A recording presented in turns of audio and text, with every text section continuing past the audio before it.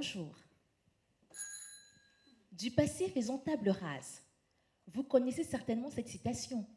Les philosophes de lumière à la sortie de la Révolution préconisaient une France neuve, sortie du néant. Eh bien moi, de cette citation, je fais table rase. Je n'aime pas l'oubli. Je suis en faveur d'une forme d'oubli, un oubli de réserve, un oubli qui écarte mais qui n'efface pas. Le passé possède quelques vertus, ne les négligeons pas. Je suis en faveur d'un oubli qui ne tue pas la mémoire. D'ailleurs, tous les juristes le savent et moi tout particulièrement. Le droit est mémoire. Et jugistes d'abord accepter de se souvenir. La mémoire est cette faculté de l'esprit qui donne à tout être humain un passé de souvenirs et un présent d'aptitude. À l'échelle collective, la mémoire est l'ensemble des souvenirs partagés par les membres d'une communauté et exprimés par un patrimoine culturel. Regardez nos beaux monuments, nos musées, nos bibliothèques. Ils représentent l'héritage de la France, celui qu'elle a reçu de ses pères et qu'elle doit transmettre à ses fils. Cependant, il arrive des cas que des personnes très mal intentionnées, comme ce monsieur derrière moi, s'attaquent volontairement au patrimoine culturel et le détruisent. Alors que fait le droit ?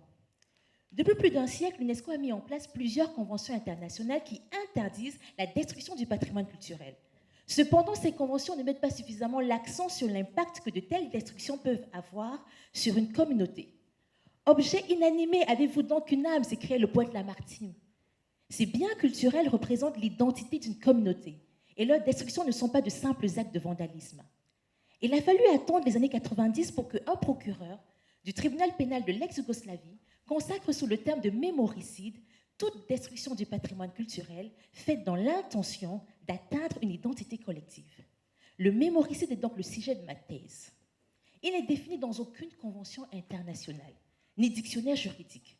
Il était donc important pour moi de délimiter la notion de mémoricide afin de déterminer le régime juridique adéquat. Sur la notion de mémoricide, faut-il uniquement considérer la destruction matérielle de la mémoire ou peut-on également parler de la destruction politique de la mémoire ? Vous le savez comme moi, le passé est un refuge, un réservoir dans lequel les partis politiques puisent des éléments pour étayer leurs propos. Que le mémoricide soit un crime politique ou un crime matériel, peut-on véritablement éradiquer la mémoire ? Comment sanctionner si on ne se souvient de rien ? L'histoire nous prouve que les monuments détruits peuvent être reconstruits, ou du moins on peut se rappeler de leur existence. Alors, si la mémoire ne peut être totalement éradiquée, faut-il sanctionner les auteurs de mémoricides ? Je le pense. Car toute tentative d'éradication de la mémoire faite dans l'intention d'atteindre une identité collective se doit d'être sanctionnée. Et si la sanction pénale la plus généralement connue est la réclusion criminelle, ce que les victimes de mémoricides souhaitent avant tout, c'est que leur histoire ne soit pas oubliée. Je vous remercie.